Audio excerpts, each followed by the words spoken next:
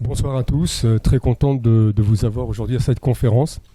Une conférence qui sera intitulée, enfin en tout cas, on a trois sujets qu'on va essayer de traiter ce soir, si vous le permettez, avec trois invités. Alors, les sujets de cette conférence, tout d'abord, nous allons évidemment dire et parler du 1er novembre, qui sera demain. Nos invités ici présents, donc Monsieur Mourad Dina, qui est représentant du mouvement Rachad, et Monsieur Youssef Amarhoudja, qui est militant engagé du Hirak algérien. Et on a en live, via Zoom, en direct d'Autriche, Monsieur Ménad, qui va intervenir également. Alors, trois sujets. 1er novembre, perspective pour le Hirak, les acquis, les obstacles et l'avenir du Hirak, et les défis géostratégiques et sécuritaires de l'Algérie. Donc je commencerai par le 1er novembre, si vous permettez, et je poserai cette question à Youssef, à Mahrouja. Youssef, bonsoir. Toujours content de te retrouver sur un plateau. Le 1er novembre, c'est demain. Que faut-il faire? Est-ce qu'il faut sortir? Il faut représenter, il faut en tout cas valider cette date, définitivement. Il faut que tout le monde intervienne, il faut que tout le monde sorte demain. Je me rappelle que les meilleurs moments du 1er novembre que j'ai vécu ces dernières années, c'était au cours du Hirak. Et ce qui était formidable aussi, c'est que on a pu rassembler des milliers et des milliers d'Algériennes et d'Algériens. À un moment, il y avait plus de 50 000 manifestants à Paris même qui venaient pour rappeler cette date fondatrice de la République algérienne. Donc, en effet, ça a été oublié pendant quelques années. Vous vous rappelez, avant le Hirak, malheureusement, la date du 1er novembre a été délaissée. Et donc, le Hirak a redonné pas seulement de la mémoire aux Algériennes et aux Algériens, mais aussi cette dignité d'une grande révolution qui a fait partir un colonialisme de 132 ans. Donc c'est une date extrêmement chère à tous les Algériens de tous les bords. C'est vrai que depuis 2019, on a vu la prise de conscience de cette date historique. Hein. Ça, je suis tout à fait. Quand je parle par exemple des Algériens, des immigrés algériens en France, le Hirak nous a aidé à rendre la parole entre les Algériens. C'est-à-dire il nous a redonné de la confiance pour que les Algériens parlent aux Algériens.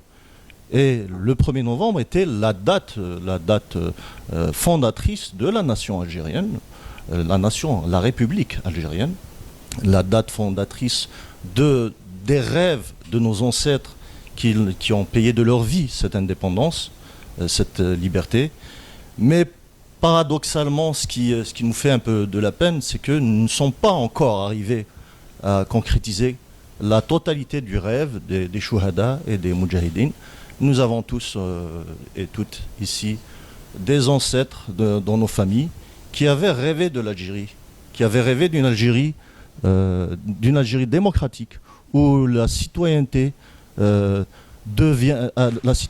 accompagnée de liberté. Mais bon, actuellement, on voit la situation du pays.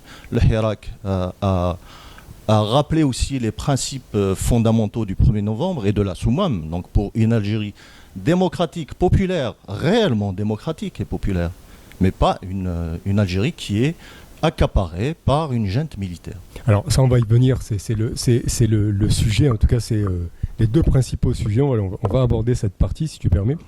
Alors, Monsieur Dina, bonsoir, très content de vous recevoir également, hein, très content de vous revoir à mon micro.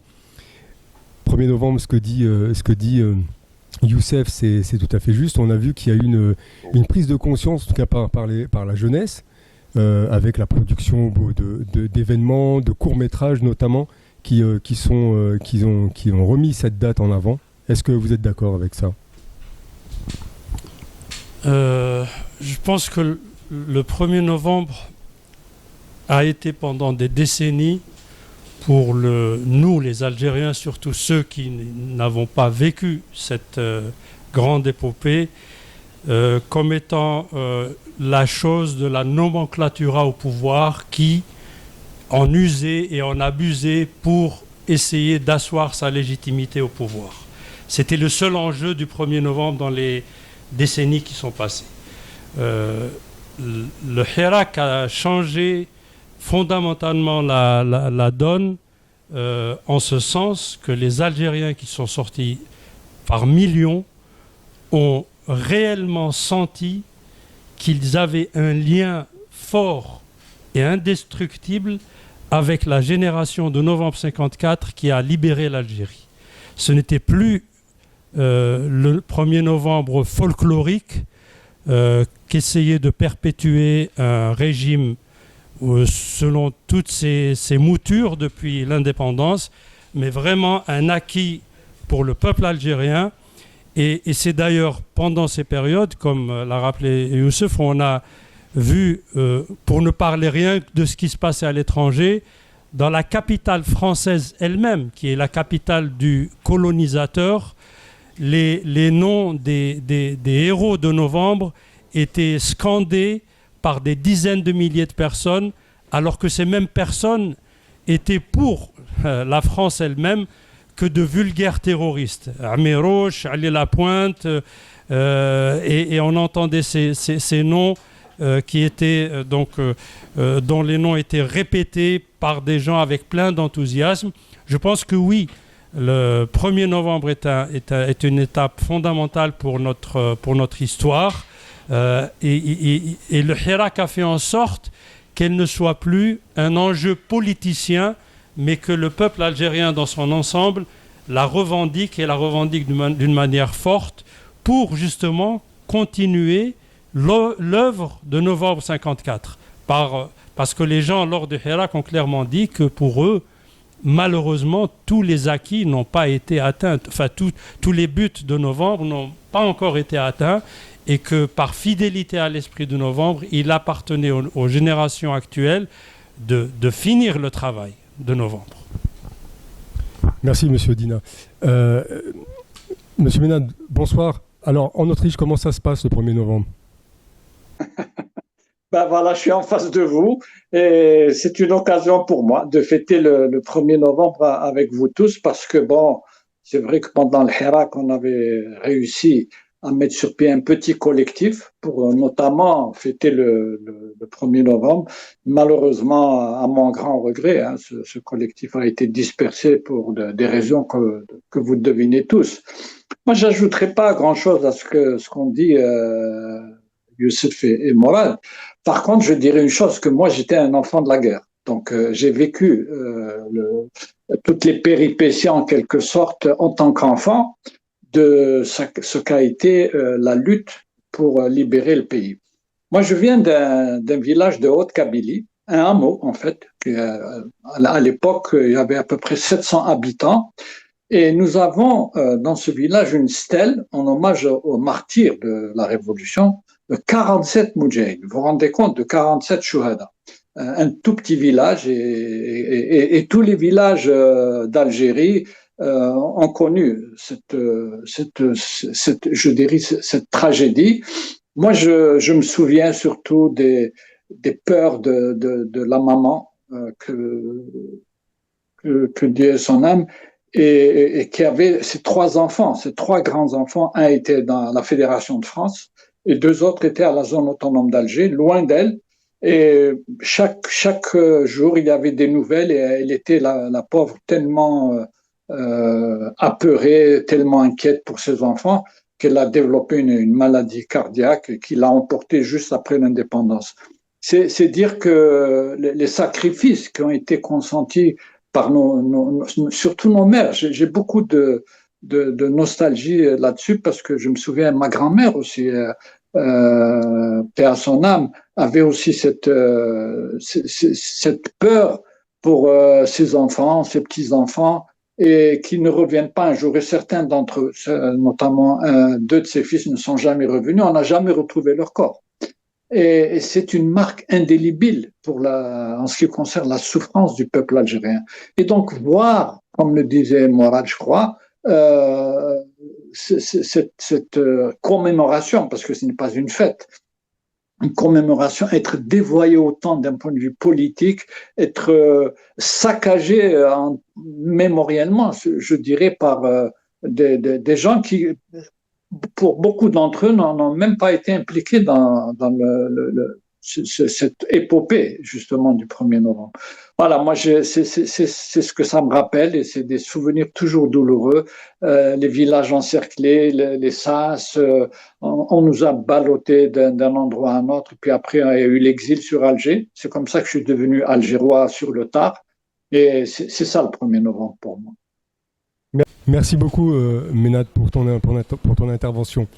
Alors, le Hirak, tout est lié un petit peu au Hirak aujourd'hui. Hein. On est constamment en train de faire le lien sur chaque événement qu'on peut produire. Et tout ce qui vient après, toute l'histoire qui vient après, on a une référence aussi avec le Hirak.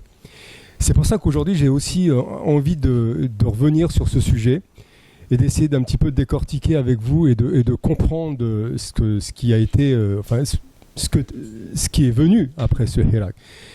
Donc ma question s'adresse à toi encore, Ménad, si j'ai pas envie que tu monopolises la parole évidemment, mais elle est essentielle parce que je voudrais comprendre ton point de vue. Toi, tu as vécu le Hirak, tu es venu plusieurs fois à Paris, tu as participé, tu étais partie prenante sur différentes actions.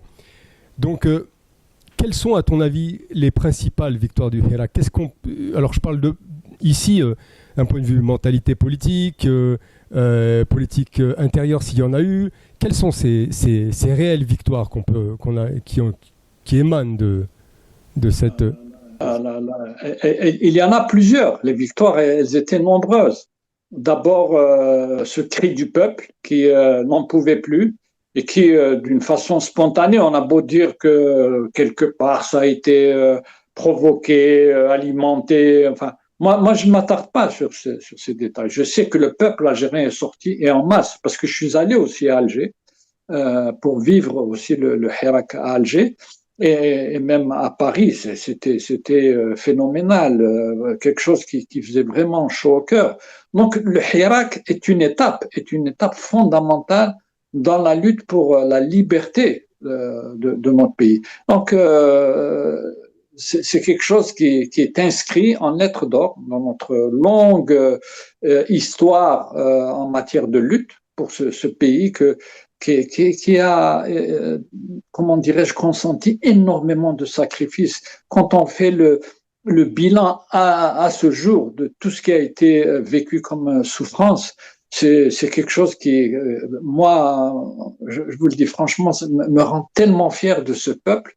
Et parler du Hirak, il est en dormance, c'est tout. Mais il est là et je crois qu'il vibre en nous tous, que ce soit en Algérie, que ce soit à l'étranger. On a tous des amis, des parents, des connaissances en Algérie. Et croyez-moi, le Hirak vit en eux et quelque part, il reviendra en force. Merci, Ménad. Mourad, est-ce qu'il y a eu des impacts sur les nouvelles générations? Ça, ce sera la deuxième question. Mais surtout, est-ce que, à ton avis, les acquis du Hirak, aujourd'hui, représentent une base suffisante pour construire un avenir politique? D'abord, il faut dire que le Hirak a un grand mérite, c'est qu'il a déconstruit la propagande du régime qui veut qu'on a un peuple qui n'est pas conscientisé politiquement, on a un peuple qui a une tendance à user et abuser de la violence, on a un peuple qui ne pense qu'à ses intérêts les plus égoïstes, qu'on n'a pas une conscience nationale, que le seul lien pour ce peuple, selon la narration de ce pouvoir, c'était en fait l'existence même de ce pouvoir. Et ce pouvoir était le seul détenteur de la vérité, c'était le détenteur de l'esprit de novembre, c'était le détenteur à travers l'ANP qui était l'héritière, comme on dit dans la narration du pouvoir, de l'ALN. Donc c'était ce pouvoir qui était tout, et en fait le peuple était une tare, c'était un poids pour ce pouvoir, c'était ça. Et je pense qu'il faut bien se rappeler que ce concept a été exprimé d'une manière tellement forte et humiliante par Bouteflika quand il disait, en termes à peine voilés, que ce peuple ne le mérite pas comme président. Et je ne pense pas qu'il y a de pire insulte pour un peuple qu'une telle affirmation. Le Hirak a déconstruit tout ceci. Le Hirak a montré que les Algériens étaient des gens civilisés. Je ne pense pas connaître dans l'histoire je peux remonter à peut-être un siècle ou même plus, où un pays a connu des manifestations de cette ampleur avec cet esprit civique. C'est-à-dire nettoyer les rues, vraiment l'ouverture des gens les uns envers les autres, la sécurité que ressentaient les gens, la fierté qu'ils avaient d'appartenir à ce peuple.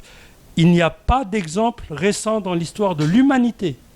Dans tous les changements que l'on a vus, y compris ceux qu'on cite en exemple, les changements non violents en Europe, dans l'Europe de l'Est notamment, il y a eu de la casse, il y a eu des morts, il y a eu des dégâts. Chez nous, pratiquement zéro.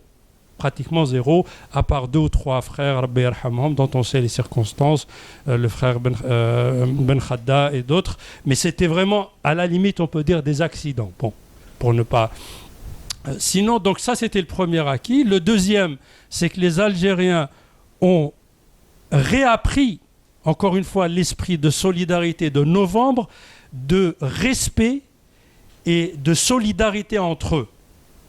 Les Algériens, on les a vus durant le Hirak, ont appris à se respecter, à se regarder en tant que citoyens, et ce n'était pas le concept que véhiculait aussi le pouvoir, c'était pas Rachi.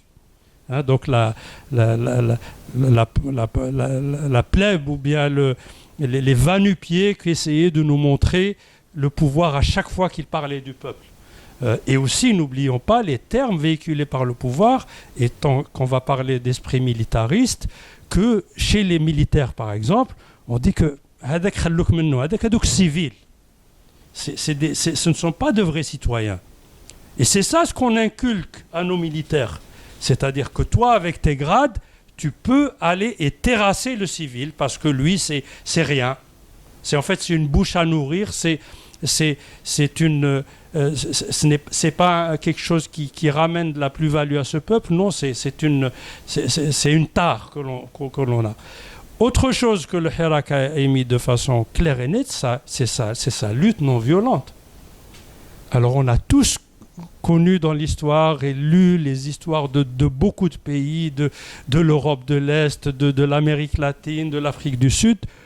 Aucun de ces pays ne peut se targuer d'avoir eu cette non-violence. Elle a été absolument parfaite. Donc c'est aussi une leçon que le peuple a donnée. Alors, certains diront pourquoi il n'est pas allé plus loin. Je pense qu'il a bousculé non seulement une certaine vision du pays, que ce soit en Algérie, mais surtout pour les mettre à penser du pouvoir chez nous. Comment ça se fait que ce pays arriéré, quand même c'est arabe au sens géopolitique, hein, pas ethnique, c'est un pays d'arriérés, etc. Les choses ne devraient pas se passer comme ça. Si les Algériens se révoltent, il doit y avoir du sang, il doit y avoir de la casse, il doit y avoir du chaos, et puis sans perspective. Et le troisième point, et sur celui-là je vais finir, je pense que le Hirak a posé l'équation politique fondamentale de la gangrène de l'Algérie. Et ça a été son slogan, Madaniya Mashi Askariya. C'est-à-dire qu'il veut un État civil et non militaire. Et c'est, je pense, ça qui a fait sortir le vrai pouvoir de son gond.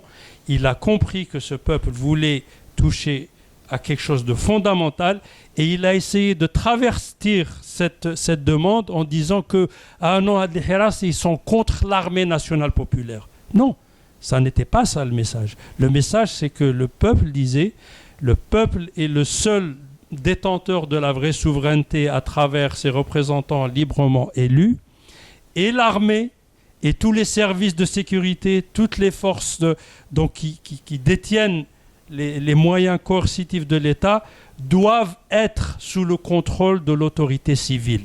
C'est ce que ça veut dire Madaniya Mashi Askariya. Et eux, ils n'acceptaient pas ceci parce qu'ils sont venus au pouvoir par la force des armes. C'est la seule légitimité qu'ils ont. Donc je pense que les acquis de Hirak sont absolument fantastiques. Ils ont balisé la route, Inch'Allah, pour l'avenir de ce peuple. On a des référents, aussi bien sur le plan des idées, sur le plan de la méthode. Alors certains diront, mais il s'est arrêté, Tebbounja. Pour moi, ce sont des petits incidents de parcours. Le parcours de Hirak ne peut pas s'arrêter parce qu'il émane de la volonté d'un peuple entier et ce n'est pas l'action d'un parti, d'un clan, d'un groupe. C'est vraiment quelque chose de profond dans le peuple algérien. Merci Morad. Donc le Hirak, comme disait Ménand, est toujours vivant. Absolument. Donc, je ne rajouterai rien de plus. Il est vivant, il s'est arrêté pendant le Covid pour les raisons que l'on connaît. Il s'est arrêté après avec la répression, à cause de la répression, il faut le reconnaître. Mais pour moi, ce sont des incidents de parcours. C'est que si ce pouvoir pense qu'il a maté le Hirak, on lui rappellera juste une chose, c'est que la France, en 1930, quand elle célébrait le centenaire de sa présence en Algérie, elle préparait le deuxième centenaire pour 2030. Donc s'ils sont vraiment conscients de la volonté de ce peuple, ils doivent apprendre la leçon de ce message. Merci Monsieur Dina.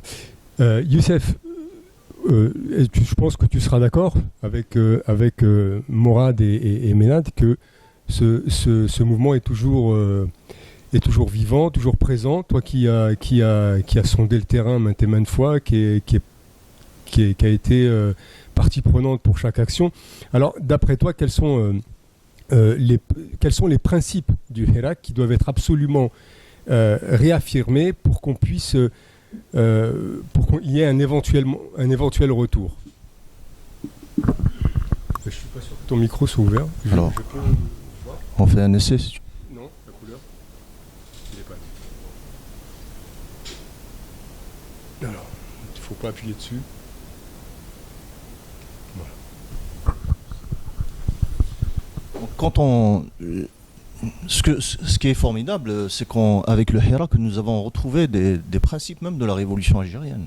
Quand on parle, par exemple, du slogan Daoula Madaniya Mashi Askariya, donc un État civil non militaire.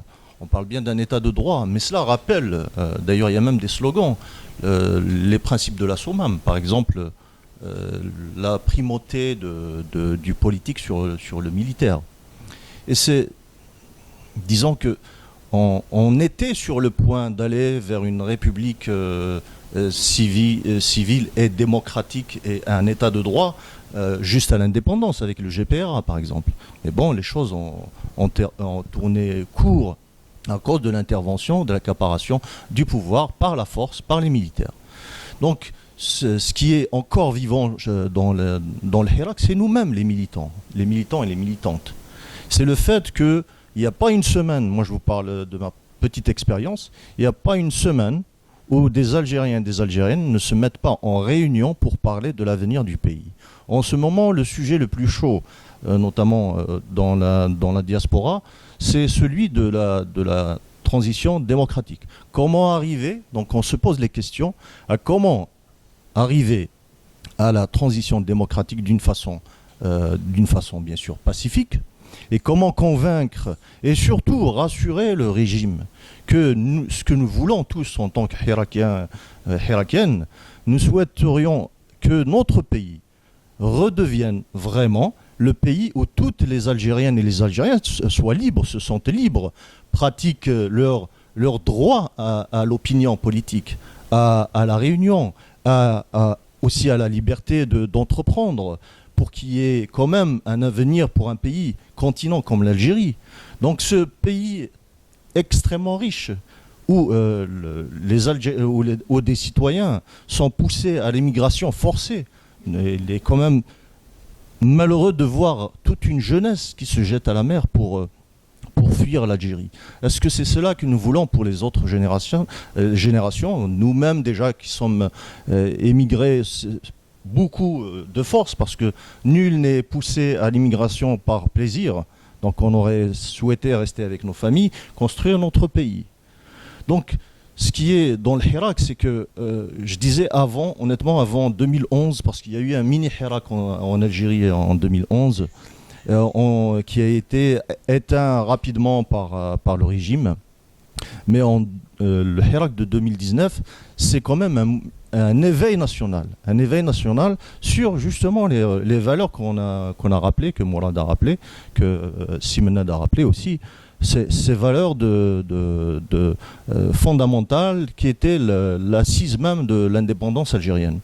Donc le Hirak, même s'il n'est pas très visible, c'est vrai qu'on ne voit pas des manifestations monstres à Alger, malheureusement, et surtout quand on sait que je sors un petit peu du sujet, mais quand on interdit même des manifestations pro-palestiniennes à Alger, ça fait vraiment mal.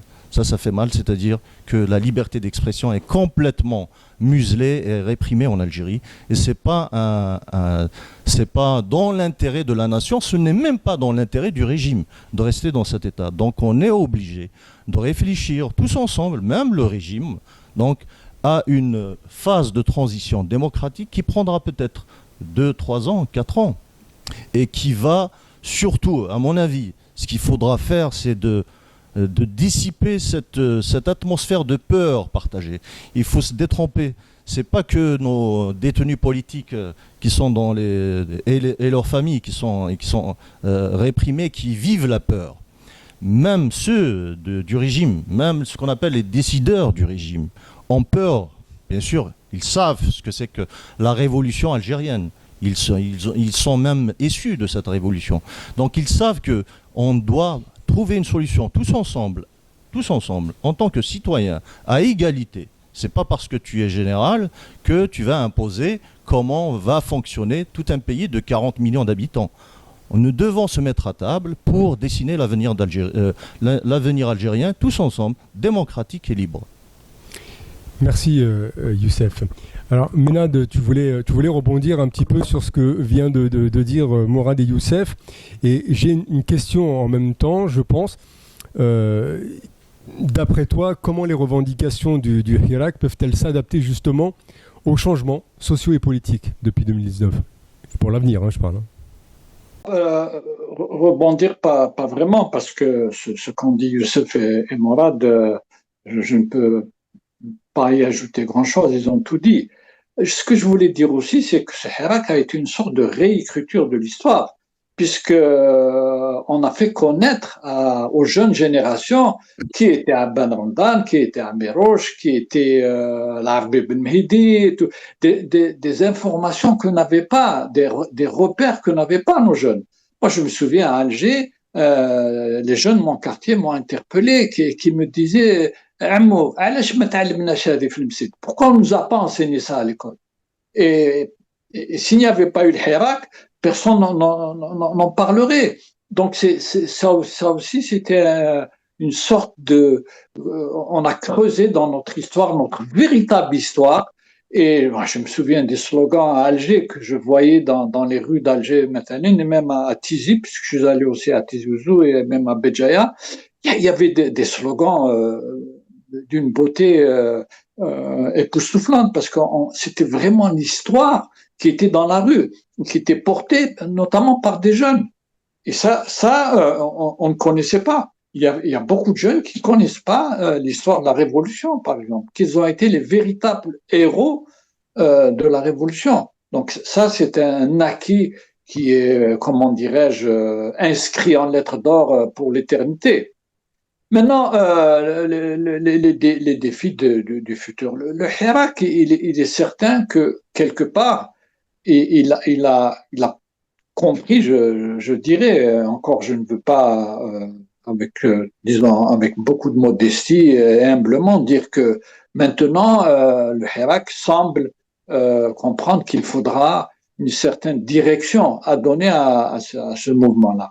Parce que, en fait, quelque part, et c'est pour ça que moi je parle toujours des élites, nos élites doivent maintenant s'impliquer d'une manière tout à fait, comment dirais-je, inébranlable pour qu'effectivement, pour porter ce hirak. Et les élites, aussi tous ceux qui peuvent, qui ont une voix qui compte, que ce soit à l'étranger, que ce soit à Alger, enfin en Algérie en général, puissent se lever et dire on en a marre de cette confiscation de la liberté, parce que c'est ce qui se passe en Algérie. Demain, on parle de demain, en revenant au 1er novembre, il y aura, semble-t-il, un gigantesque, ou je ne sais pas quoi, déploiement de forces armées. C'est ça l'Algérie de demain. C'est vraiment une démonstration de l'archaïsme de ce pouvoir, parce que c'est une démonstration à la soviétique, et ce sont des choses qu'on ne voit plus. Faire défiler toute notre quincaillerie,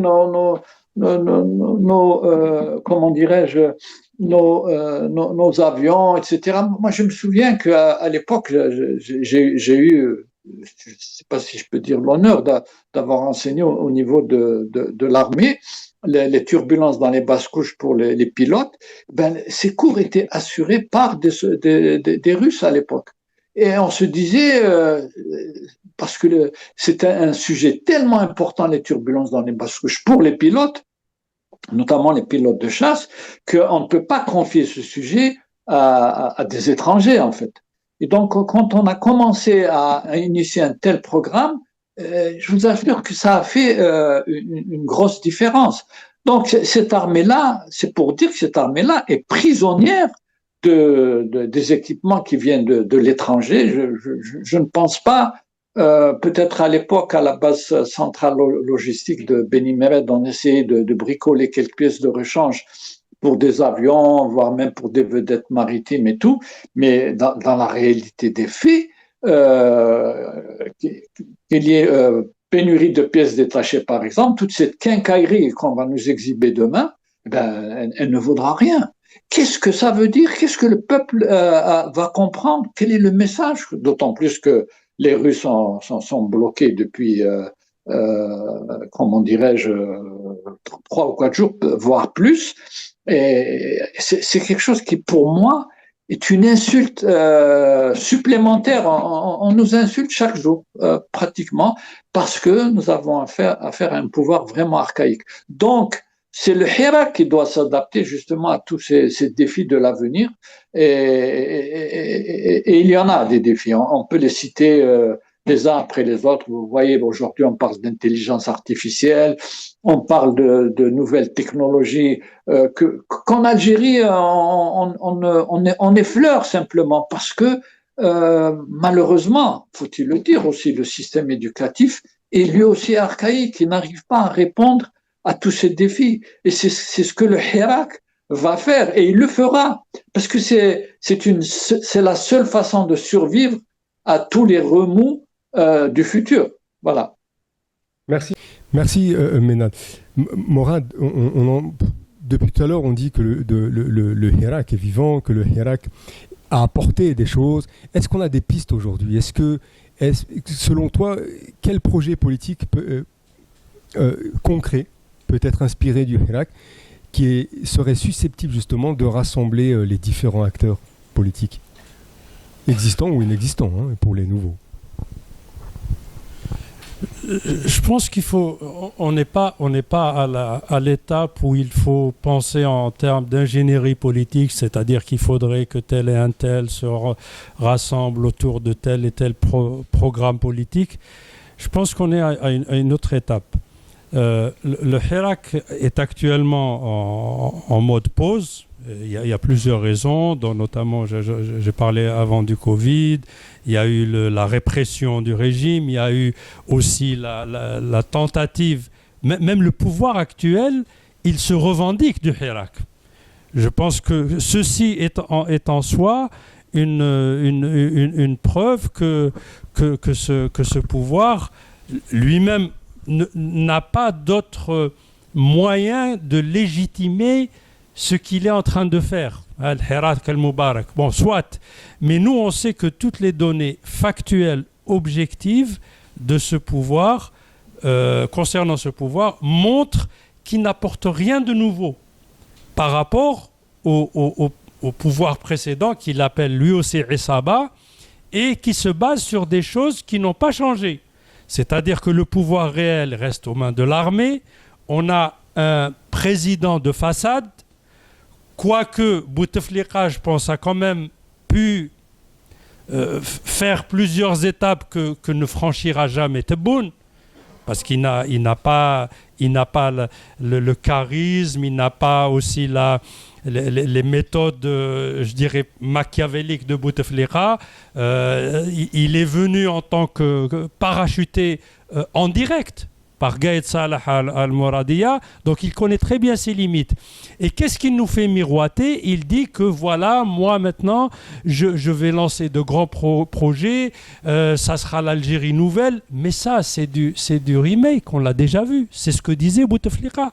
C'est toujours la même équation, on profite d'une embellie des prix du pétrole pour lancer soi-disant de grands chantiers qui vont tôt ou tard entraîner des problèmes de gestion déloyale, des détournements de fonds, parce que l'argent aux mains de militaires, parce que n'oublions pas que Tebboune est allé encore plus loin, avec le décret qui a été fait en juillet, où maintenant les militaires vont gérer l'argent, les sociétés, les administrations, et quand un haut gradé touche à de l'argent, tôt ou tard, on aura d'autres scandales du type Haddad et du type ceux qui sont passés. Et ce que maintenant, donc, tout montre objectivement que l'on a une Isaba bis qui est encore une pâle copie de celle de Bouteflika. Parce que, alors je vous passerai, je ne vais pas ressasser ce que vous connaissez tous, les chiffres complètement farfelus que lance Tebboune de temps et d'autres, soit le PIB, soit le taux de change du dollar avec le dinar, etc. Et tout ceci, alors pour revenir à ta question, tout ceci montre en fait que ce qui va faire ressortir encore le Hirak sous une forme peut-être différente ou avec d'autres moyens d'action, mais toujours dans le cadre de la non-violence, c'est cette dérive de ce pouvoir qui n'a pas changé. Il reste sur les mêmes modes de fonctionnement et les mêmes raisons aboutiront nécessairement aux mêmes effets à court terme. C'est même pas dans 10 ans, moi je le vois venir très vite. Parce qu'il y a la biologie, Tebboune a presque 80 ans, donc on ne sait pas, il va terminer son mandat ou pas, que la même chose pour les grands chefs de l'armée, c'est le même discours qui est ressassé, on va faire Rarj Bilat, on va faire de nouvelles lignes ferroviaires, on va, et à un moment donné, il suffit qu'il y ait un petit problème au niveau des ressources pétrolières pour qu'on se rende compte que ça ne fonctionne pas, pour qu'on se rende compte que le marché de tel et un tel avait en fait de nouveau Haddad et de nouveau Ammar Ghoul et je ne sais qui, parce que le mode de fonctionnement est le même. Et pour résumer, ce qui va relancer le Hirak, c'est exactement la même chose qui s'est passée à Bouteflika. C'est ce pouvoir qui est la cause, qui en fait qui donnera toutes les raisons aux Algériens qui veulent du bien à leur pays à bouger à un moment donné. Parce que maintenant, on est toujours dans l'effet d'annonce et les gens pensent, oui, Tebboune, cette fois, ça a changé. Mais ceux qui n'ont pas 20 ans en Algérie, ceux qui ont connu Bouteflika en 99, ça n'a rien à voir par rapport à Tebboune. Bouteflika en 99, il a réussi à berner la majorité des Algériens avec un discours similaire. Hein? Les Algériens se croyaient au nu. Moi, je me rappelle, j'avais des gens de ma famille qui disaient les premières années, c'était un niveau beaucoup plus élevé que Tebboune. Tebboune, c'est un mauvais apprenti de Bouteflika. Et il va se rendre compte avec les mêmes choses parce que c'est toujours le même bricolage. Et c'est toujours les mêmes questions de fond qui sont en Algérie, la même mise des militaires sur la décision politique. On fait tout, c'est-à-dire ce pouvoir, il fait tout ce qui est concevable ou inconcevable pour éloigner tout ce qui est intelligence, tout ce qui est patriotisme n'importe quel Algérien sincère maintenant, soit reste à l'écart, soit il quitte le pays. Il ne peut pas s'engager avec une mafia politico-militaire qui est encore au pouvoir et qui, en fait, dégrade la situation de jour en jour. Juste hier, on regarde, enfin, juste, et je vais finir sur ça, pour montrer un petit peu l'image de se dégrader ce pouvoir. Le retour de Tebboune dans un avion en Algérie est présenté dans Nashrat al-Thamina comme un exploit. Et on montre l'avion présidentiel escorté par des avions de chasse et dire avec la glorieuse ANP qui escorte le président. Donc le retour de Tebboune en Algérie est un événement maintenant. Voilà le charlatanisme où il vient et qui montre la décadence. Et je pense encore une fois que le retour de Hirak, sa nécessité, c'est la décadence d'un pouvoir qui est complètement à la dérive. Merci Morad pour cette question, pour la réponse à cette question. Alors, j'ai Youssef, Tebboune, pas le copie de Bouteflika. Est-ce que tu es d'accord avec ça? Mais surtout, et moi j'ai envie de te poser la question, je te la pose à toi principalement parce que je sais que tu étais impliqué dans pas mal d'actions pendant le Hirak, jusqu'à maintenant. Est-ce que tu ne penses pas que le Hirak doit se remettre en question aujourd'hui non? Alors le Hirak a commencé à se remettre en question dès le début. Donc on se souvient tous des réunions que nous avions faites ensemble, d'ailleurs tu étais présent pour certaines. On se posait des questions sur par exemple certains slogans, Bien sûr, il y avait toujours ce qu'on appelle... on s'est trompé beaucoup sur certaines notions. Par exemple, quand on vient à la notion de slogan, un slogan, c'est une caricature. Il faut bien comprendre qu'un slogan, c'est un condensé de sens, bref, qui est fait pour interpeller, en quelque sorte, c'est comme un panneau publicitaire, pour interpeller. Et c'est souvent, dans les révolutions, c'est souvent le dernier recours de la liberté d'expression pour interpeller une situation et pour dire attention, là on va vers quelque chose qui peut être grave. Prenons le cas du Tenhaouga. Par exemple, c'est un slogan qui a été débattu longuement à Paris. Quand on dit Tenhaouga, donc qu'ils dégagent tous, si on peut le traduire ainsi en français, quand on dit ils dégagent tous, ça ne veut pas dire qu'on va dégager toute une partie, toute une couche de la nation algérienne. Non, on parle de ceux qui ont vraiment, mis l'Algérie dans une situation très dangereuse. Donc les gens qui ont commis des crimes très graves, qu'ils partent. C'est déjà de leur dire de partir, c'est relativement non violent, parce qu'on ne leur demande pas d'être jugés sur place et sur leurs crimes. Et ce slogan-là, il a été détourné par, bien sûr, certaines officines qui étaient tout à fait dans leur rôle. Quand on est adversaire, il faut s'attendre à ces choses-là. Et on a eu des débats assez longs jusqu'à 2h du matin, tu te rappelles, débat à Paris. Virulent, même. Oui, certains assez chauds. Donc je dirais, voilà un exemple qui dit qu'il y a eu des remises en question au cours même de la révolution du Hirak. Donc dès le départ, on s'est dit, voilà, il y a des gens qui disaient, par exemple, Tenhaouga, ça ne serve pas les buts du Hirak. Mais moi, je suis convaincu que parce que, comme je disais au début, la définition même d'un slogan, c'est une caricature. Mais c'est aux politiciens, et c'est surtout aux jeunes engagés, de traduire des slogans en actes politiques. Donc, quand on le traduit politiquement, Tenhaouga, ça veut dire que le régime militaire revienne à ses obligations constitutionnelles qui sont la défense du territoire national et de ne plus se mêler de la politique, mais cependant concrètement, comme tu dis là, on doit arriver à quelque chose. Ce que je disais au début, c'est que nous allons, puisque les détenteurs du pouvoir, c'est bien l'armée et les services, bien sûr, tout ce qui est autour de l'état-major de l'armée. Donc tôt ou tard, on doit négocier entre eux et des représentants peut-être du Hirak. Pour l'instant, à un moment, on nous a aussi reproché, donc vous étiez plusieurs d'entre vous étiez témoins, pourquoi on n'a pas fait de représentation du Hirak?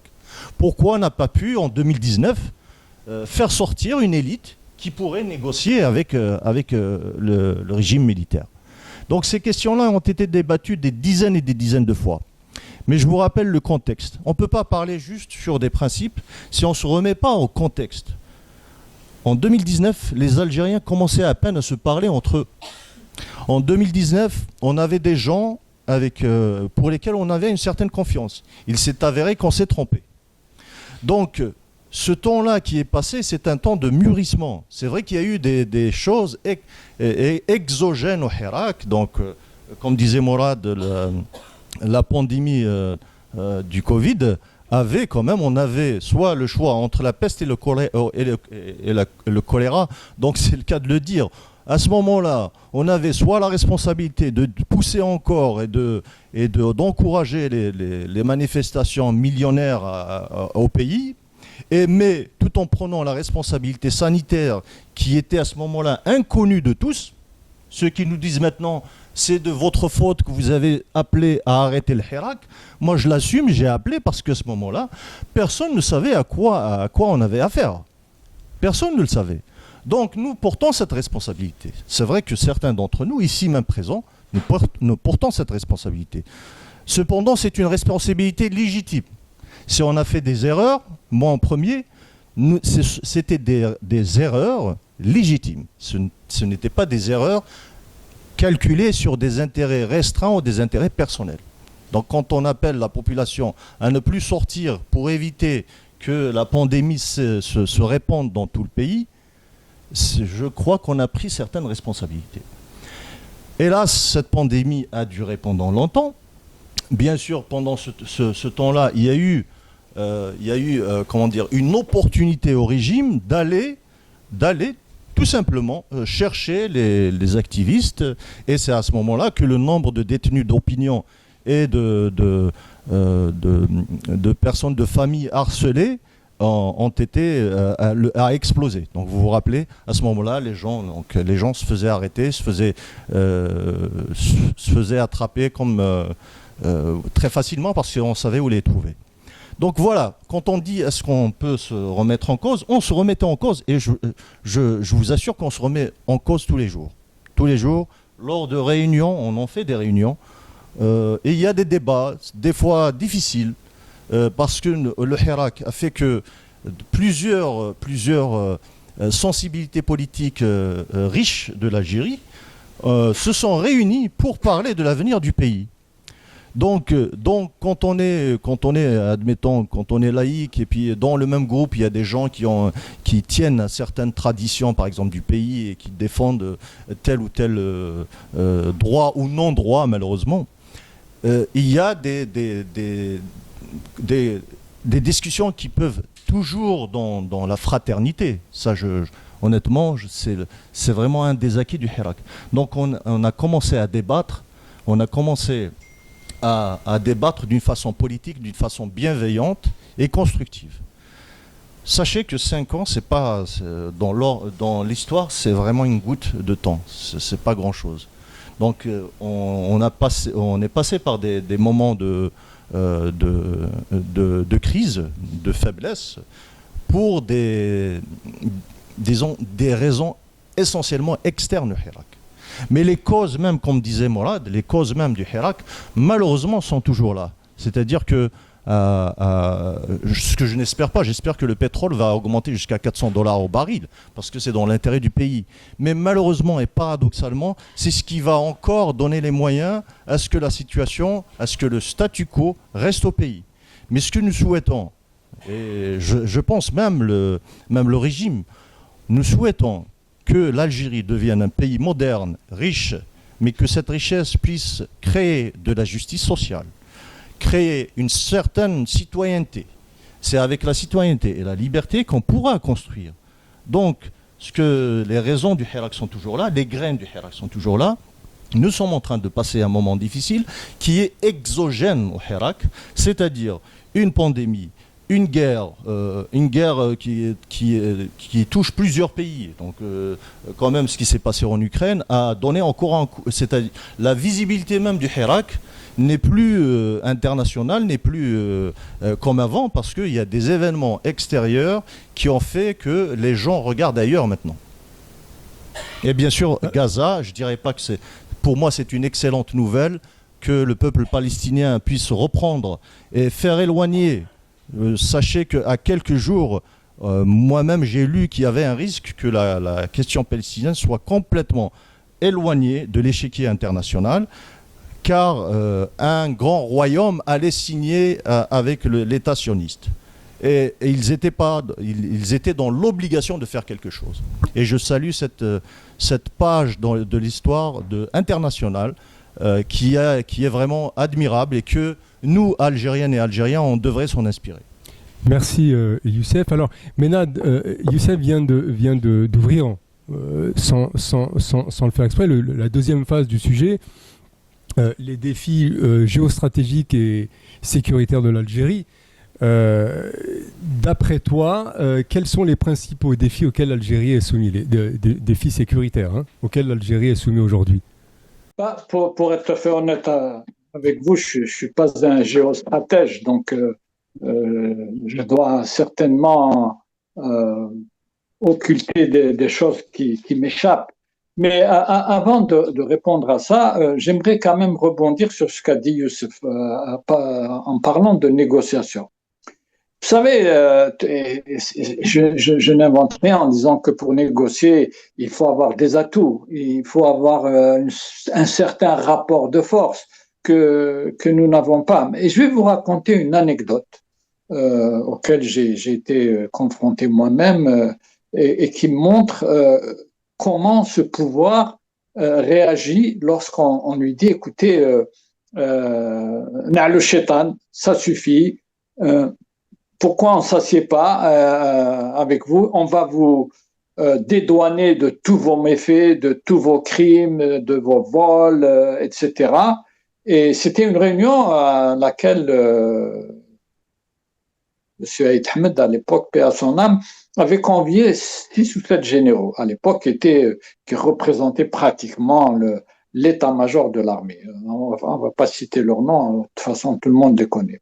Et il leur avait tenu ce discours. Il leur a dit, écoutez, tôt ou tard, ça va exploser, tôt ou tard, le peuple va se soulever, et vous allez être emportés par cette vague de révolte, si j'ose dire, et il faudra éviter justement que cette révolte soit sanguinaire, soit une révolte de la vengeance, etc. Donc, essayons de nous asseoir et voir comment on peut, comment dirais-je, vous apporter du réconfort contre votre avenir. Vous savez la réponse, quelle a été la réponse de ces généraux?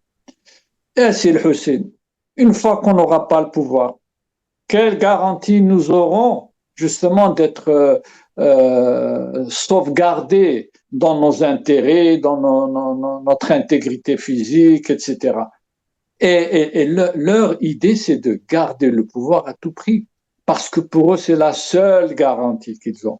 Donc, je suis désolé, peut-être que ce n'est pas juste ce que je dis, mais ces gens-là, ils n'ont que ce type de langage.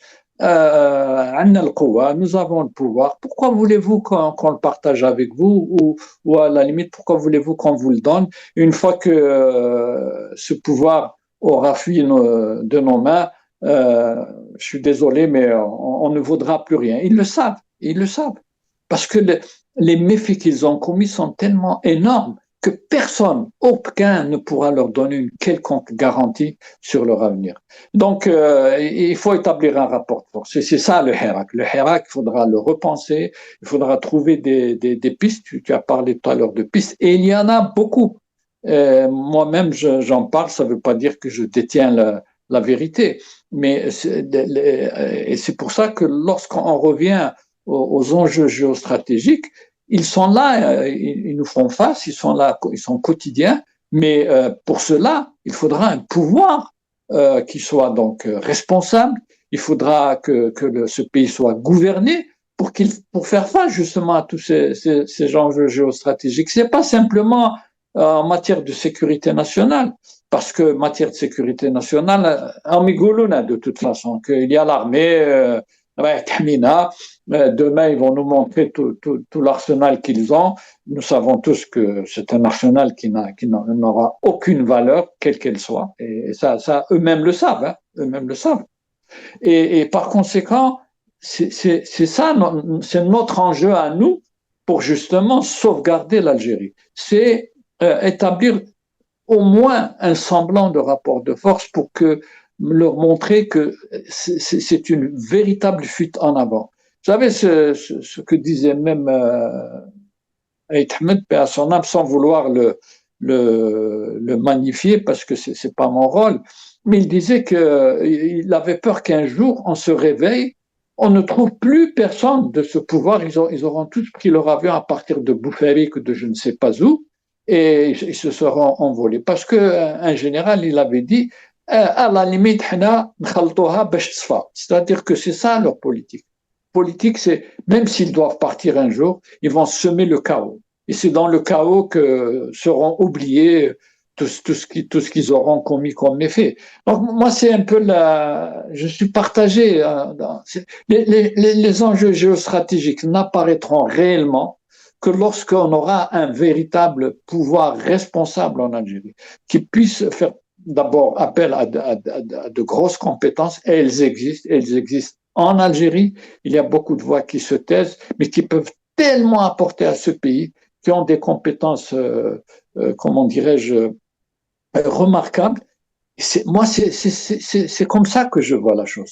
Le Hirak va nous libérer l'Algérie, et c'est à ce moment-là, comme disait Mourad, c'est à ce moment-là qu'on va réfléchir à tout ce qui est ingénierie politique, quelle sorte d'avenir on prévoit pour ce pays. Mais en tout cas, j'espère un avenir où tout le monde aura son mot à dire, où tout le monde aura sa place, comme aujourd'hui, cette conférence où l'on voit différentes sensibilités, différentes tendances. Je ne sais même pas s'il existe des tendances, mais c'est l'Algérie qui nous rassemble. Voilà. Merci Ménad. Ménad, merci pour ton intervention. Mourad, le Maroc, la Libye, le Mali, on ne peut pas nier qu'il existe quand même des tensions sécuritaires au niveau de nos frontières. Absolument. Il ne faut pas nier ni minimiser ces problèmes et ces risques. Le problème qui se pose, c'est que l'Algérie a le potentiel d'être une véritable puissance régionale. Elle a la surface, elle a la population, elle a une histoire, elle a des ressources, et malheureusement le pouvoir, parce qu'il est en fait dans sa forme, il n'a pas changé depuis l'indépendance ou même quelques temps avant. Il ne peut pas être le vecteur qui va matérialiser cette aspiration et cette ambition pour l'Algérie.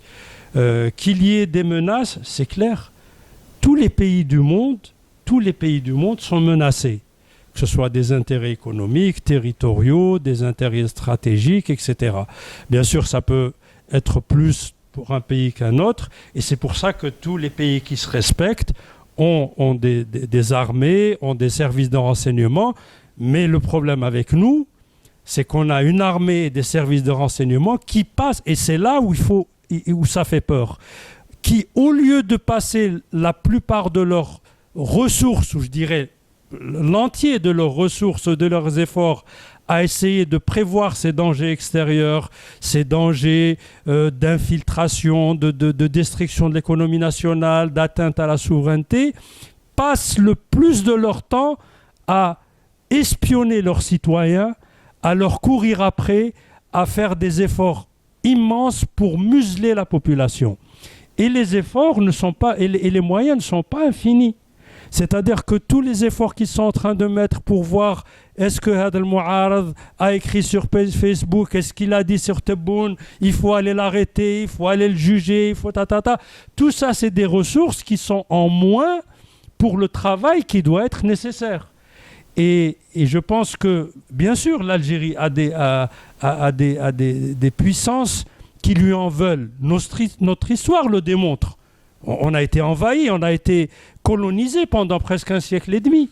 Donc on est certainement vu par certains comme un pays qui doit être muselé, qui doit être exploité si possible. Et il y a des dangers, vous en avez cité, ils sont là, ils sont clairs et nets. Moi, je ne peux pas être rassuré quand je vois que l'entité sioniste prend pied à l'ouest de l'Algérie.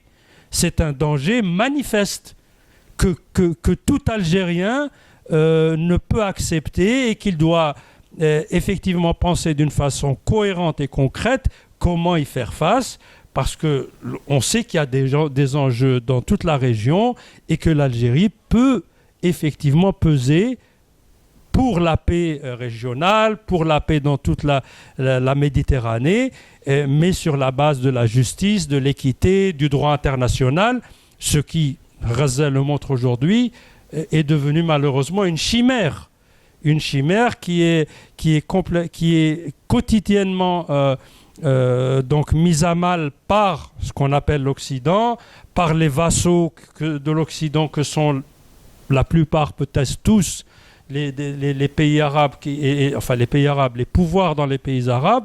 Donc il y a un danger pour la sécurité de l'Algérie. Mais moi, ce que je veux dire, c'est que, en fait, ce qui rajoute à ce danger, et ça, c'est ce que je veux dire, c'est des choses quantifiables. Quand on nous dit, Tebboune et la Shangriha nous dit, l'ANP, c'est le garant de la souveraineté, moi, d'accord, je vais y croire. Mais c'est quoi l'ANP? In fine, c'est quoi?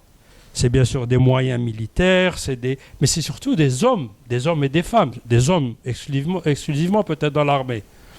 Et ceux-là, c'est des généraux. Et quand le pouvoir lui-même vous présente chaque mois, ou peut-être des fois beaucoup plus, dans un timing beaucoup plus rapproché, le responsable d'un service de sécurité qui nous est présenté comme un voleur, comme un vendu et comme un espion. Alors c'est de quelle armée qu'on parle qui protège l'Algérie? Le dernier en date, le général qui était chef de la DGSN, on nous dit que c'est un voleur et qu'il est travaillé comme espion pour les Français. Qu'est-ce qui me garantit aujourd'hui, en tant que citoyen, que les autres généraux, peut-être pas tous, mais il doit y en avoir, ne sont pas du même calibre? Enfin, calibre, peut-être, c'est un jeu de mots, mais qu'ils ne sont pas eux aussi des voleurs et des vendus. Et moi, en tant que citoyen algérien qui est jaloux de la souveraineté de son pays, je me dis qu'en fait, un de ces grands généraux algériens peut s'acheter. Et connaissant les moyens qu'ont ces grands pays pour détruire justement des pays comme l'Algérie, je me fais du souci. Et tout ceci revient à quoi? Parce qu'on n'a pas un état civil. Parce que ces généraux se croient tout permis et qu'il n'y a pas d'autorité qui les surveille. Tant quelqu'un qui a une telle responsabilité n'est pas sous la surveillance de structures légitimes, eh ben, tout humain peut être acheté, peut faire des erreurs. Mais je rappellerai encore une fois que nous avons plus de 50 généraux-majors, le chef de la gendarmerie, je ne parle plus des chefs du DRS et des services et des CSA et entre eux, et le chef de la DGSN. Moi, je ne connais aucun pays qui se respecte, qui a une telle saignée, qui osera dire que l'ANP est le garant de la souveraineté. Moi, je pense que l'ANP, sous cet angle-là, est malheureusement un danger pour la souveraineté nationale.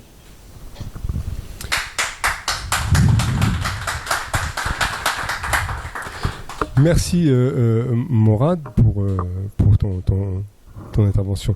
Youssef, l'axe Rabat-Tel Aviv, est-ce que pourrait-il y avoir un impact sur la sécurité en Algérie et sur la stabilité régionale? Oui, malheureusement, donc, comme vient de l'évoquer Mourad, c'est que avoir un frère, donc un pays frère, qui a établi des relations avec l'État sioniste, et avec ce que nous voyons à Gaza et en Palestine en général, maintenant au Liban aussi. Donc on doit se poser des questions. C'est tout à fait normal d'être inquiet, de voir qu'un État expansionniste et colonialiste, alors que l'Algérie, même les fondements de la nation algérienne, est un fondement anticolonial. C'est une très grande déception et un immense problème par rapport à la fraternité maghrébine en général. Donc, nous ne pouvons pas aussi... il faut vraiment distinguer le régime marocain du peuple marocain. Nous voyons des manifestations monstres à Rabat et ailleurs qui demandent la dissolution de l'accord entre le Maroc, enfin le régime marocain et l'État sioniste. Donc ce sont des manifestations de centaines de milliers de personnes, de Marocaines et de Marocains. Donc voilà des citoyennes et citoyens qui sont contre ce qui a été pour moi un crime contre les principes même de notre avenir commun en tant que frères. Donc le Maroc, l'Algérie, la Tunisie, la Mauritanie, la Libye. Notre destin commun est en Afrique du Nord. Donc on ne peut pas déménager ailleurs. Ce qui se passe au Maroc est en même temps inquiétant, mais aussi qui donne de l'espoir. Parce que quand on voit ces manifestations, j'espère que tôt ou tard, cette erreur sera corrigée. J'espère que le peuple marocain reprendra les rênes du pouvoir pour justement donc mettre fin à cette atteinte à la souveraineté du Grand Maghreb. Donc c'est une menace à la souveraineté pas seulement du Maroc, de l'Algérie, c'est de toute la région. Donc pour nous, ce que nous souhaitons aussi pour nos frères marocains, c'est qu'on devienne de vrais citoyens, qu'il y ait une citoyenneté, qu'on ne puisse pas prendre des décisions comme ça, derrière les rideaux, pour des intérêts très restreints de certains clans du pouvoir au Maroc. Donc, pour nous, bien sûr, on doit s'inquiéter. En tant qu'Algériens, on doit s'inquiéter avec la présence d'un tel danger sur nos frontières. Cependant, ce n'est pas une raison de museler le peuple algérien. Parce que ce que nous voyons dans tous les jeux géostratégiques que nous voyons actuellement, prenons que 3 exemples. Ce qui se passe actuellement aux États-Unis. Dans quelques jours, il y aura des élections présidentielles. Le monde est en train de retenir son souffle. Est-ce que la politique étrangère et géostratégique émane simplement de calcul de certaines personnes dans le pouvoir, ou c'est bien la politique intérieure qui commande l'extérieur? Nous voyons ce qu'est en train de faire le président Macron au Maroc. Alors qu'il y a quelques années de cela, il était beaucoup plus proche sur la vision beaucoup plus proche de l'Algérie, disons comme ça, du régime algérien. Donc ces changements-là sont issus essentiellement de la politique intérieure. C'est la politique intérieure qui influence. Nous allons prendre un autre exemple. Vous vous rappelez, il y a eu des présidentielles en Turquie. Pourquoi, soudain, on s'intéresse, le monde entier s'intéressait à la Turquie? Alors que je me rappelle quand la Turquie, moi j'ai fait du commerce avec la Turquie, quand la Turquie était une dictature militaire justement, personne ne prenait compte de ce qui se passait à l'intérieur de la Turquie. Maintenant, dès qu'il y a des présidentielles en Turquie, il y a plusieurs pays, voire la moitié du monde, qui regardent, et dans tous les médias du monde, on en parle. Voilà pourquoi on revient à ce que disaient les slogans du Hirak. Dawla madaniya mashi askariya, un état de droit. C'est pour que la puissance d'un pays puisse se construire de l'intérieur d'abord. C'est pas avec une armée qui a perdu sa foi dans sa nation qui pourrait faire face à des mercenaires de Wagner, à des mercenaires maliens, ou même à une menace sioniste sur notre frontière ouest, et puis une autre menace sur la frontière libyenne. Donc, quand vous avez des soldats qui sont mal nourris, qui sont maltraités, qui sont insultés, est-ce qu'au moment où les balles vont siffler, est-ce que ce soldat-là, il va défendre son général, son capitaine, que la veille avait soit frappé ou qui avait reçu des insultes? Vous voyez, c'est pour ça que ce que nous voyons, l'autre exemple magnifique, ce que nous voyons dans le petit camp de concentration qui s'appelle Raza, quand les gens qui gèrent cette partie, c'est même pas un pays, Raza, c'est même pas un pays. Quand vous avez élu des gens du peuple même qui gèrent un territoire encerclé, assiégé ou menacé, où toutes les 2-3 années, il y a des bombardements dessus, ils sont arrivés à préparer un coup pour sauver leur souveraineté et leur avenir. Parce que ce qui s'est passé le 7 octobre, comme je disais au début, c'était qu'un peuple a décidé que si le monde entier avait décidé de mettre de côté la question palestinienne, les Palestiniens ont dit stop. On dit stop. Pourquoi? Parce qu'ils avaient des gens, des hommes et des femmes, qui avaient décidé de prendre en compte et de prendre dans leurs mains, dans leur responsabilité historique, l'avenir de leur pays. Voilà une poignée de personnes, ils sont peut-être 20 000 soldats, qui tiennent tête à une armada, à l'une des meilleures armées du monde, soutenues par les plus grandes armées du monde. Comment expliquer ce miracle? Ce miracle ne peut être expliqué que avec la révolution algérienne, quand 1200 personnes, le 1er novembre, ont décidé de se débarrasser du colonialisme français. 1200 personnes. Ce n'était pas les 9 millions d'Algériens. Ce n'était pas 1 million. C'était 1200. Donc voilà nous sommes en train de vivre un virage de l'histoire mondiale qui se situe sur 360 km². Et pareil pour le 1er novembre, ce qui s'est passé en Algérie. J'espère que on va repartir sur de bonnes bases dans un état de droit qui va rendre de la dignité à la citoyenneté algérienne. À partir du moment où les citoyens et citoyens algériens vivent leur pays, vivent leur citoyenneté, on aura toujours besoin d'une armée entraînée et tout. Mais quand vous avez un peuple complètement en fusion avec son pays, vous n'aurez jamais peur d'un étranger ou de que ce soit la menace. Merci Youssef. Alors, cette conférence touche à sa fin.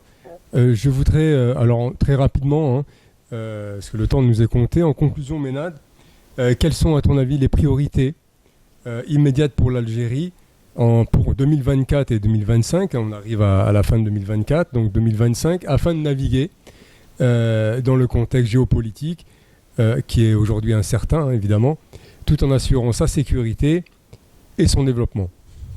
Tu sais, Wanis, comme l'a dit Mourad et Youssef, je crois, la principale menace sur l'Algérie, c'est ce pouvoir qui tient fermement les rênes de toutes les décisions qui se prennent dans notre pays. Et lorsqu'on nous dit c'est un pays qui a des ressources, etc. Justement, c'est parce que ce pays a des ressources qu'il est menacé, pas menacé, mais il est convoité. En fait, l'Algérie est un pays convoité. Moi, je peux vous assurer d'une chose, c'est que j'ai beaucoup d'amis dans les ministères, dont certains sont en retraite, qu'on a rappelé comme conseillers parce qu'ils n'ont plus de gens pour faire fonctionner le ministère, en tout cas le peu qui fonctionne, parce que beaucoup de ministères ne travaillent pas, hein. Il faut que vous le sachiez. Eh bien, par exemple, le ministère de l'Industrie, il y a aujourd'hui des concessions minières qui sont données à tour de bras pour les Australiens, pour les Canadiens, pour les Chinois, pour les Russes, pour les Français. Les Français, on le sait, Total avec son gaz de schiste, toutes les ressources en hydrocarbures non conventionnels, par exemple, autres que le gaz de schiste à ExxonMobil. C'est effarant, c'est une vente concomitante qui s'opère en Algérie, concomitante parce que elle assure la sécurité du pouvoir, et rien d'autre.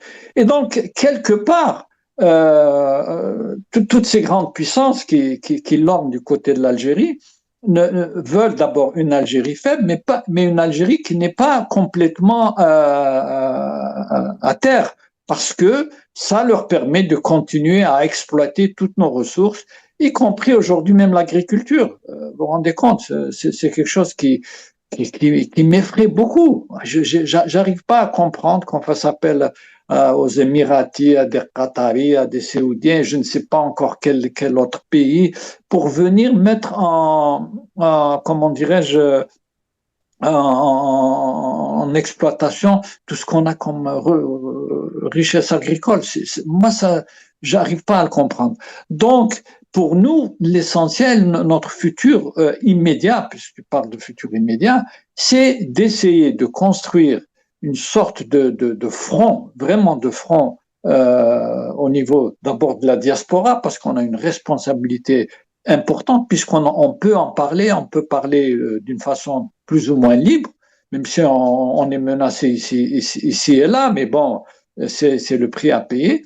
Mais en même temps, cette diaspora doit vraiment s'organiser pour être la voix à l'extérieur de l'Algérie, comme elle l'a été pendant la Révolution, et dénoncer donc les dérives de ce pouvoir pour qu'effectivement il y ait une sorte de game changer, comme disent les Anglais, pour que quelque part on commence à gêner, ne serait-ce qu'à gêner ce pouvoir. C'est dommage qu'on n'a pas le temps de parler de toutes les pistes auxquelles moi je pense, mais elles sont nombreuses et elles sont peut-être de petites pistes, mais elles peuvent apporter une sorte de questionnement au niveau de ce pouvoir, se dire attendez, ce qu'ils sont en train de faire ces gens-là, c'est pas innocent, et faire bouger ne serait-ce qu'un poil de la moustache de Tebboune.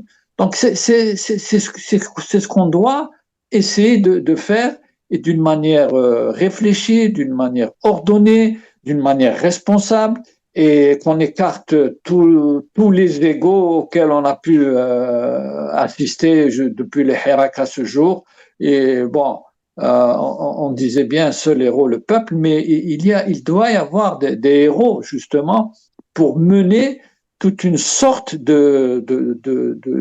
d'action au niveau de ce front-là. Nous ne pouvons plus nous permettre d'être dans la réaction, mais d'être dans l'action. Et ça, c'est ça mon message. Et encore une fois, les pistes sont nombreuses. Merci.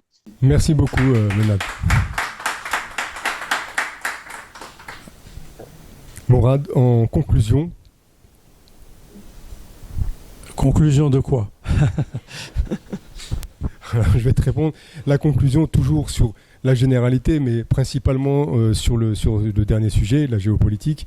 Quels sont nos intérêts à défendre et quel est l'objectif qui serait le meilleur, en tout cas, pour nous, pour sauvegarder cet intérêt et nos valeurs? Moi, je pense que la situation actuelle est assez compliquée. L'environnement international, ce qui se passe à Gaza, donc laisse beaucoup de gens, beaucoup de nos citoyens, enfin dans toute la région, dans une situation perplexe. Les gens sont beaucoup plus prudents, c'est ce qui est bien. On sent qu'on est proche d'un virage important dans toutes les relations internationales. On voit qu'il y a des choses à revoir. On sait maintenant que nous, peuple du Sud et surtout peuple de cette région, on est sous un double joug, le joug de pouvoir illégitime et le joug de puissance occidentale qui en fait nous démontre jour et nuit que le droit, la justice, l'ambition ou plutôt la volonté de vivre libre et indépendant dans nos pays est en fait une façon de nous tromper. L'Occident dit clairement que ce qui compte, c'est l'homme blanc de l'Europe, de l'Occident, le reste ne compte pas. Donc c'est vrai que ceci nous doit nous faire réfléchir d'une façon fondamentale que les droits, il faut les arracher. Alors quand je dis arracher, ce n'est pas une injonction à la violence, bien au contraire, parce que je pense que c'est ce qu'on essaie de nous mener, et puis on voit les expériences, on a parlé de ce qui se passe dans les pays limitrophes de l'Algérie. Le Hirak, c'est pour ça qu'il reste un atout considérable pour le peuple algérien. L'Algérie reste malgré tout un pays qui a un avenir, qui a une ambition, qui a des moyens, et je dirais même, pour être, peut-être que certains vont dire que ça vient d'un opposant, je dirais même que la nature de la perversité du pouvoir que l'on a, comparée à d'autres situations, est moins grave. On a des perspectives de changement. Si je pense à d'autres situations, les choses ne sont pas tout aussi limpides ou claires. Aujourd'hui, je suis algérien, que je ne suis pas saoudien, par exemple. Parce que là, la situation est tout à fait autre. Là, on a des perspectives, on a même un pouvoir, qu'il le veuille ou pas, qui reste dans certaines limites. Parfois dans le folklore, on voit que Tebboune, Palestine, Dalima, Madlouma, mais encore faut-il le dire que je préfère ceci à être sous un autre pouvoir qui est là dans la logique du tatbi', de l'aplaventrisme, ou bien même qui font des déclarations nuit et jour pour applaudir à chaque fois que des résistants de Gaza sont tués. Nous n'en sommes pas là en Algérie, donc ça c'est important pour redonner espoir aux Algériens. C'est-à-dire que la pente que l'on doit remonter en Algérie par rapport à d'autres, elle est accessible. Elle est accessible, mais on a une déviance, il faut aussi être aussi honnête dans notre analyse. On a une grande partie des gens au sein de ce pouvoir, peut-être pas le noyau central, et je reviens là à ce que disait Youssef. Le terme il doit être bien peaufiné, bien analysé. Il y a une grande partie de gens qui sont dans ce pouvoir qui croient en des chimères. Que l'on a une très grande armée. Il faut faire attention, parce que Saddam Hussein avait aussi la 4e armée du monde. Et moi, je ne souhaite pas à mon pays d'être envahi ou d'être mis en difficulté ou même agressé par d'autres. Non, je ne m'en réjouirai pas du tout. Et je ne le souhaite pas à mon peuple, même avec l'armée qu'on a aujourd'hui. Parce qu'il faut savoir construire sur ce qu'on a des acquis. C'est pour ça que je dis que le Hirak est réaliste. Il demande des choses réalisables. Ce ne sont pas des choses extraordinaires. Le Hirak est aussi souverain. Je ne connais aucun Hirakiste parmi tous, enfin, quand je dis Hirakiste, c'est des gens, les Algériens, sur lequel j'ai des doutes sur sa loyauté envers son pays. Et c'est ce régime corrompu, dont la corruption est reconnue par lui-même, qui lui a trempé dans le soudoiement, dans l'asservissement à des services étrangers. Et c'est pour ça qu'il a essayé de faire croire à certains que parmi le Hirak, on a des terroristes, on a des vendus à Israël, on a des vendus au Maroc, on a des vendus au Qatar ou je ne sais quoi.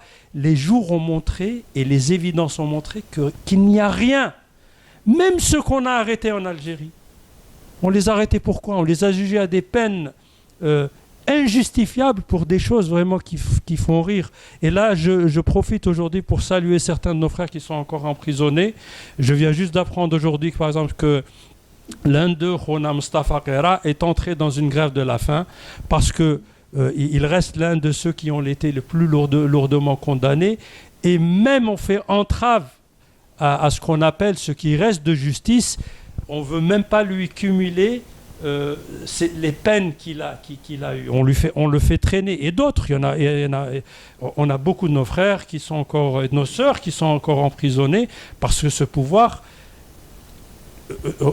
disons, bâtit sa prééminence sur le fait de faire peur. Il ne donne aucun espoir à ces Algériens. Et c'est pour ça que pour moi, Inch'Allah, cet environnement international, Gaza même, que les gens voient comme étant un désastre, moi je le vois comme un renouveau dans la région. Si les mutabbi'in al-arab, les adeptes et les vassaux d'Israël et de ses soutiens, comme a dit Youssef, allaient vendre et donner un chèque en blanc à cela, Gaza leur a tout faussé. Et si ces pays n'ont pas réussi à libérer les Palestiniens, je pense qu'en fait, ce sera Gaza qui va libérer le monde arabe. Merci beaucoup, Morad. Alors, Youssef, très rapidement, un dernier mot pour la conclusion. Très rapidement, si on voulait vraiment une solution et un signe de bonne foi pour donner de l'espoir à toutes les Algériennes et les Algériens, c'est la libération de tous les détenus politiques et d'opinion. C'est quelque chose de simple et de facile à faire. Nous posons tous la question, pourquoi vous trouvez ça difficile à faire ? Pourquoi ils trouvent ça difficile à faire ? Alors qu'il y a autre chose. On pourrait tout à fait comprendre que ceux qui détiennent le pouvoir, les décisions, ce qu'on appelle les décisionnaires actuellement, qu'ils partent en paix. Et on aimerait bien que notre armée nationale populaire puisse avoir de jeunes cadres qui vont reprendre la main pour que notre armée ait du nouveau sang et surtout une nouvelle vision moderne de ce que l'armée citoyenne, une armée citoyenne, comme je disais tout à l'heure, pour construire vraiment cette foi en des institutions démocratiques et un état de droit. Espérons que ça sera entendu. Et bien sûr, demain c'est le 1er novembre. J'ose espérer que peut-être viendra encore une date historique et on libérera tous les détenus politiques et d'opinion, Inch'Allah. Merci beaucoup, Youssef. Alors, cette conférence touche à sa fin. Je vous remercie, monsieur Dina Morad, Youssef et Ménad pour votre précieuse contribution. Merci à tous pour votre attention et à bientôt pour une prochaine conférence. Merci.